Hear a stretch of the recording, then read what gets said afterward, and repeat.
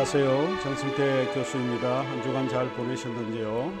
오늘 기독교 세계관 제12주차 수업이 되겠습니다. 오늘 저희들이 배울 주제는 유실론적 가치의 근거입니다. 이 유실론적 가치에서 우리가 다루고자 하는 주제들로서는 가치가 무엇인지 서론적으로 일단 우리가 공부를 해야 할 것 같고요. 그 다음에 의무의 초월적 원천과 보편적 가치 그리고 궁극적 관심들에 관해서 살펴보려고 합니다.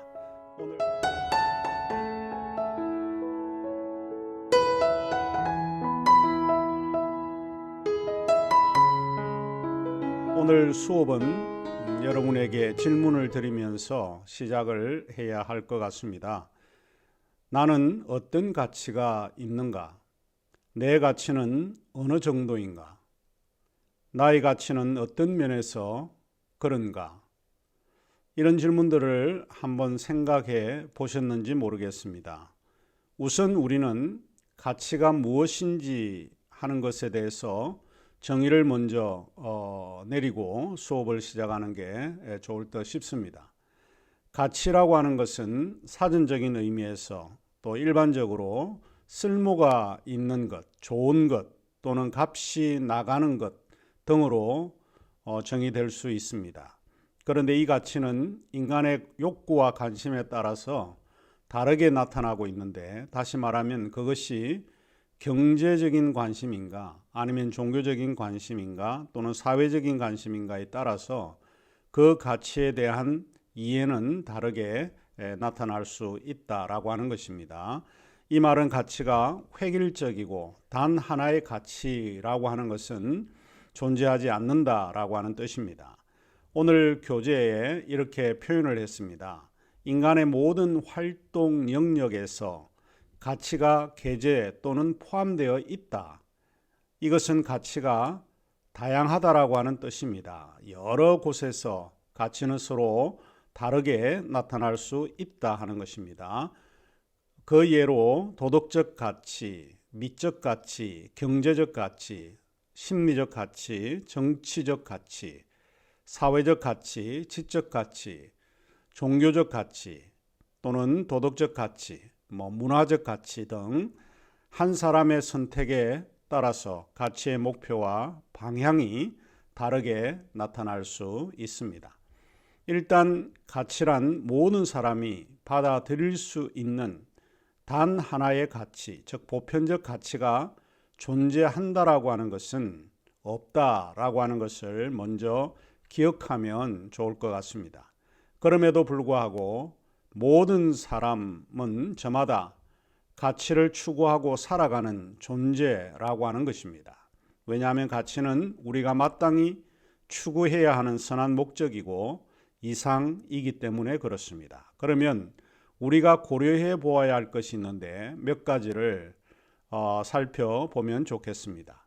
첫째로 가치는 주관적이고 상대적인 그런 개념입니다. 베토벤의 음악을 잘 모르는 문외한 사람들에게는 그 음악은 소음처럼 느껴질 수 있겠지요. 그러나 전문 음악인에게는 높은 예술적 감흥을 불러일으키는 음악입니다. 탄광에 갇힌 사람들에게 물 한 모금의 생사를 가늠하는 존귀한 가치를 물은 제공해 줄 수 있는데, 그 물 한 모금은 탄광에 갇힌 사람들에게는 다른 어떤 가치와 비교할 수 없을 것입니다. 친구에게 동전 몇 푼을 건네는 그런 행동은 사실 그다지 중요하지 않지만, 노숙자에게 동전 몇 푼은 도덕적 가치를 가지게 되는 것입니다.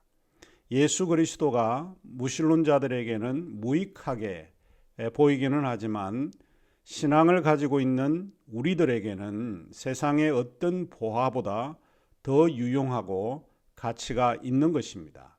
어릴 적에 찬송가에 주 예수보다 더 귀한 것은 없네라는 찬송을 보면 그런 내용들이 기록이 되어 있습니다. 이 세상 명예와 이 세상 부귀와 이 세상의 행복과 바꿀 수 없네. 무엇을? 예수 그리스도와 바꿀 수가 없다. 분명히 이것은 종교적인 가치, 신앙적인 가치입니다. 이러한 신앙적인 가치는 다른 어떤 것과 비교할 수 없는 선한 것이고 좋은 것입니다.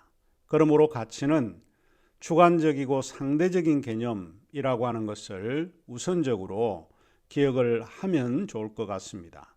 둘째로 가치는 인생의 목적과 연관된 개념입니다.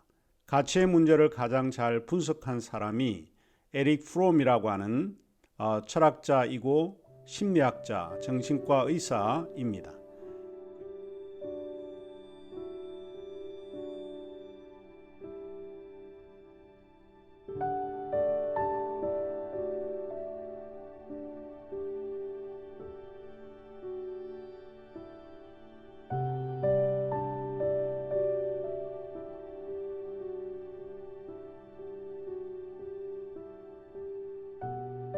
그의 유명한 책 존재냐 소유냐 하는 책입니다. 에릭 프롬은 유태인이면서 독일계 미국인이고 심리학자로 많이 알려져 있습니다. 하지만 그는 사실 프랑크푸르트 학파에 속한 인물이었습니다. 프랑크푸르트 학파는 비판 철학을 가지고 작업을 했던 학파들인데 주어진 사물을 있는 그대로 받아들이는 그런 철학 사상이 아닙니다. 모든 사물을 비판적으로 검토를 하는데 모든 것을 부정해서 출발을 하고 있는 철학 사조입니다. 부정한다는 것은 참된 것을 얻기 위함인데 사람들은 그가 이 학파에 속해 있다는 사실을 잘 모르는 것 같습니다. 하지만 그는 사회학자로서 또 사회심리학자로서 미국에 건너가서는 인문주의 철학자이면서 동시에 정신과 의사로 활동을 했습니다. 원래 에릭 프롬은 1918년 프랑크푸르트 대학교 법철학과에 입학을 했지만은 2학기 만에 1919년 하이델베르크 대학교로 옮겨가지고 그가 사회학을 배우게 됩니다. 당시 교수는 알프레드 베버, 우리에게 잘 알려져 있는 사람이죠. 유명한 정치경제학자인 막스 베버의 동생입니다. 그 베버와 실존주의 철학자인 칼 야스파스에게서 수업을 듣게 되었죠. 나치가 독일을 장악하게 되면서 유태인이었던 프롬은 제네바로 옮기고 1934년 미국 유역의 콜ум비아 대학교로 자리를 옮기게 됩니다. 콜ум비아 대학교에서 가르친 이후에 에릭 프롬은 1943년부터 정신분석 학교에서 1940년부터는 윌리엄 앨런슨 화이트 연구소에서 심리학자이자 정신분석학자 그리고 정신과 의사로서 재직하게 되었습니다.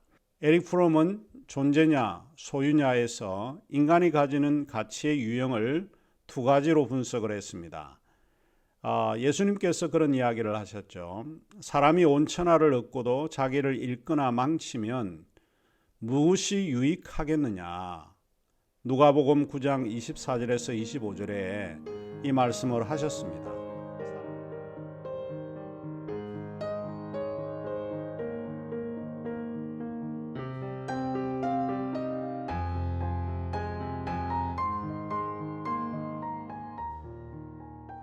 사람이 제일 중요한 것은 자기입니다. 자기를 잃어버리면 그것은 아무것도 아니라라고 하는 것이죠. 자기라고 하는 것은 일종의 존재입니다.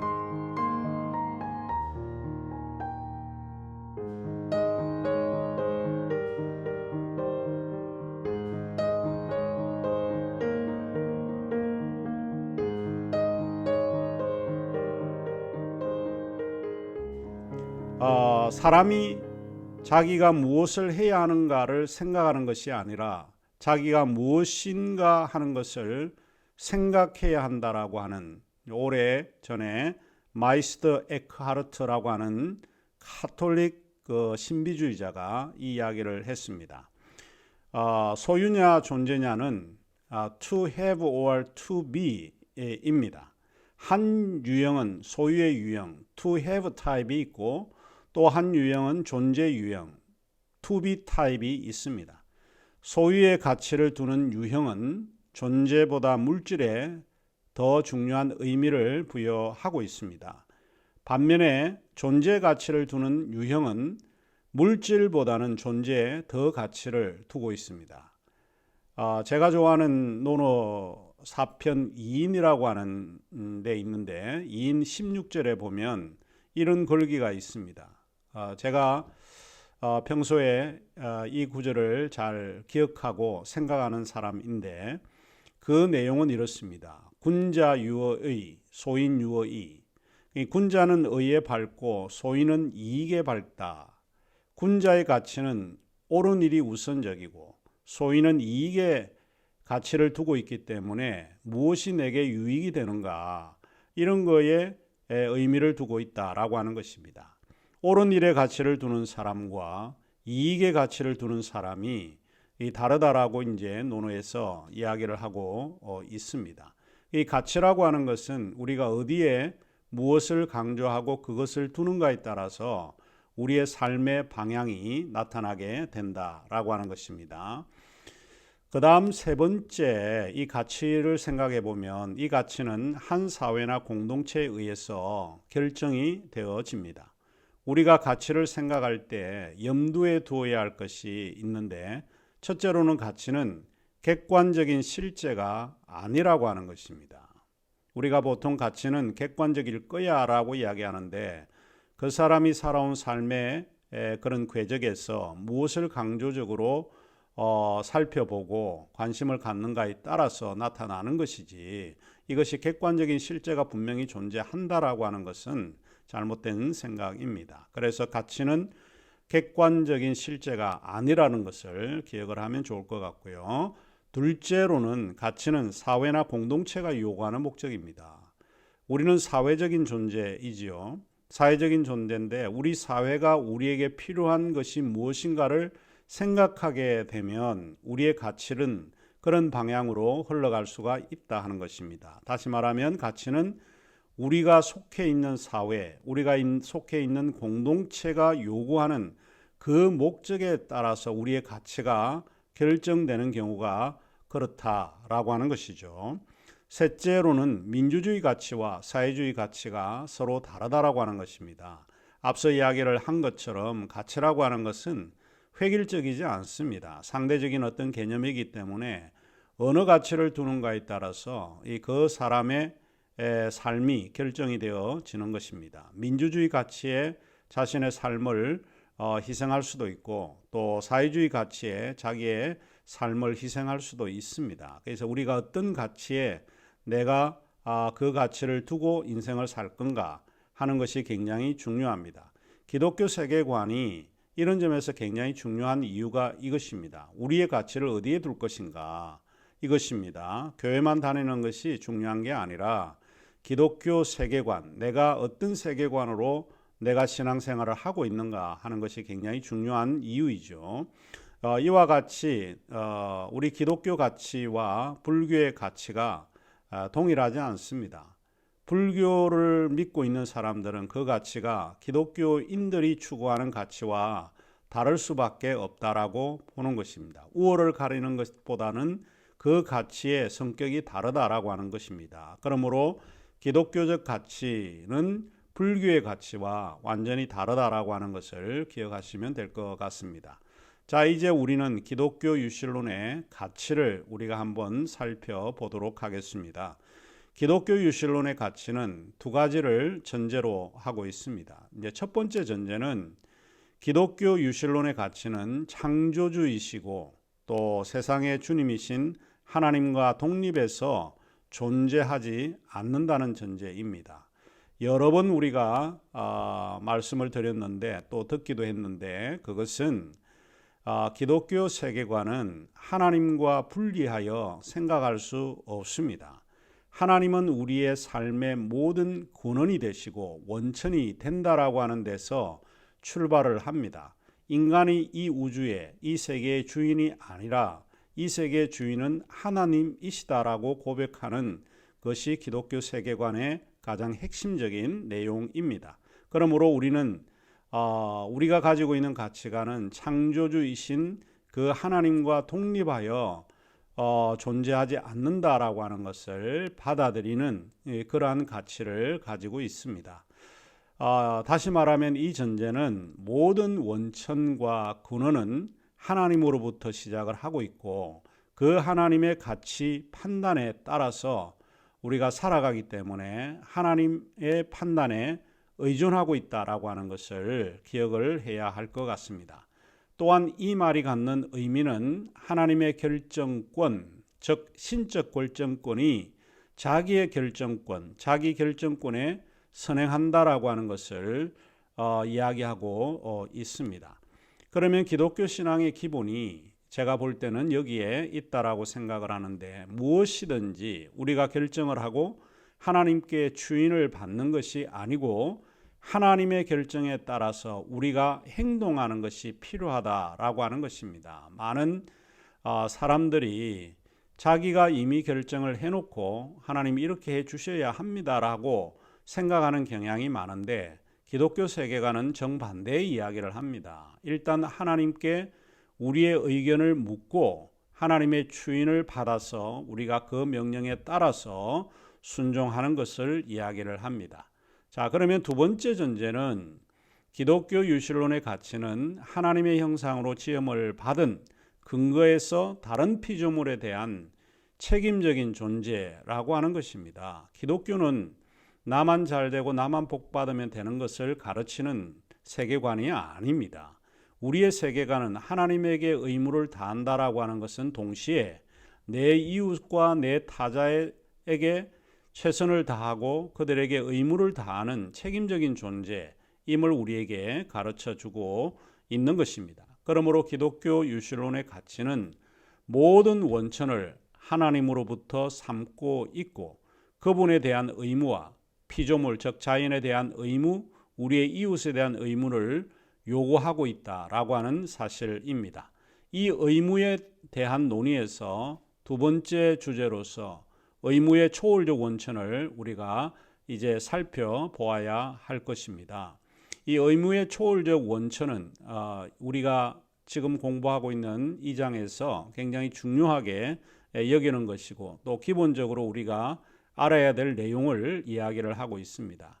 여기서 우리가 하나 기억을 해야 할 것은 기독교 세계관은 하나님과 피조물의 차이와 그 관계로부터 시작하고 있다라고 하는 것을 우리는 알아야 한다는 것입니다. 우리는 하나님과 다르다는 전제에서 시작을 해야 합니다. 우리는 철저하게 우리는 하나님이 아니십니다. 하나님은 인간이 아니십니다. 하나님은 창조주이시고 우리는 그의 피조물이라고 하는 전제에서 기독교 신앙은 출발하고 있습니다. 우리가 하나님과 다르다는 이 전제에서 시작하는 기독교 세계관에서 우리가 의지하고 있는 그 하나님은 누구신가라고 하는 것을 우리가 이해해야만 한다는 것입니다.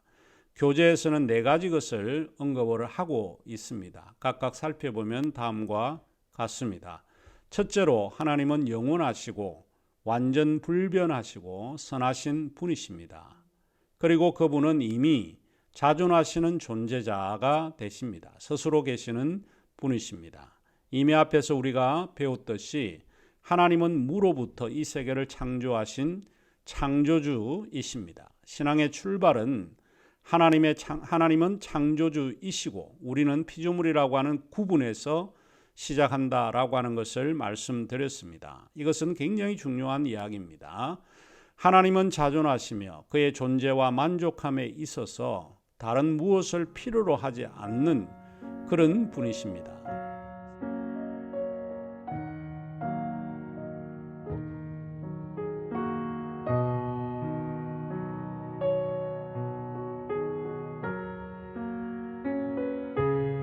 사도행전 17장 28절은 이렇게 기록하고 있습니다.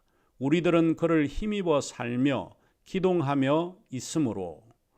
우리가 존재하고 만족을 얻기 위해서는 하나님을 필요로 하는 존재입니다. 우리는 우리 자신을 위하여 존재하는 것이 아니라 하나님의 선하신 목적을 위해서 우리가 만들어졌고 그리고 그를 영화롭게 하기 위해서 향유하는 인생을 살고 있다는 것입니다.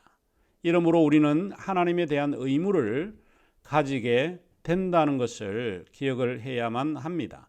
기억해야 할 것은 하나님의 목적은 우리가 마땅히 추구해야 하는 선한 목적이 된다는 것입니다. 그러니까 하나님이 우리에게 대한 의무를 요구를 하고 있는데 그 의무는 하나님의 선한 목적에 따라서 이루어지는 것이다 하는 것입니다. 그러니까 하나님의 목적은 악한 것이 아니고 선한 것이다 하는 것입니다.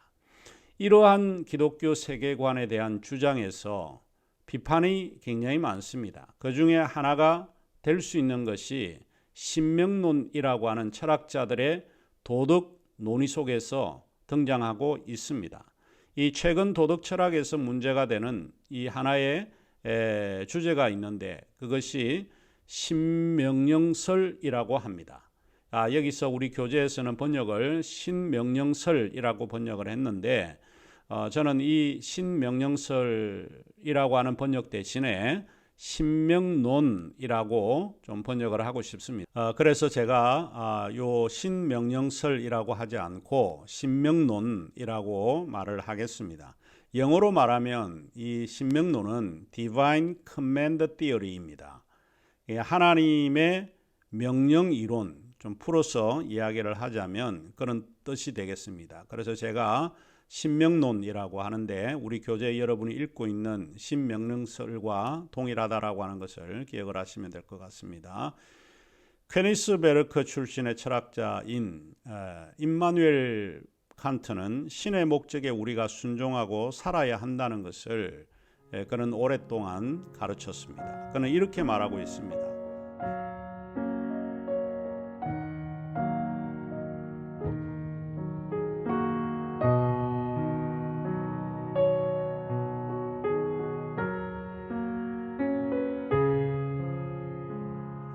신에 대한 우리 인간들의 태도는 공경, 사랑, 경외이어야 합니다. 거룩한 법 제정자이신 하나님을 공경하고 은혜로운 통치자이신 신을 사랑하고 정의로운 재판장이신 하나님을 경외하여야 합니다.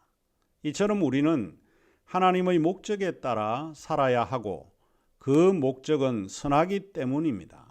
하나님의 목적은 선한데 근데 이제 신명론이 문제를 제기하는 것이 이와 같습니다. 우리가 하나님의 선한 목적을 위해 일해야 하는데 가장 큰 윤리적 걸림돌이 다름이 아니라 신명론입니다. 그 예를 든 것이 신명기 7장 1절에서 2절을 보면 왜 신명론이 도덕윤리 철학에서 하나의 걸림돌이 되는가 하는 것을 우리가 알 수 있습니다.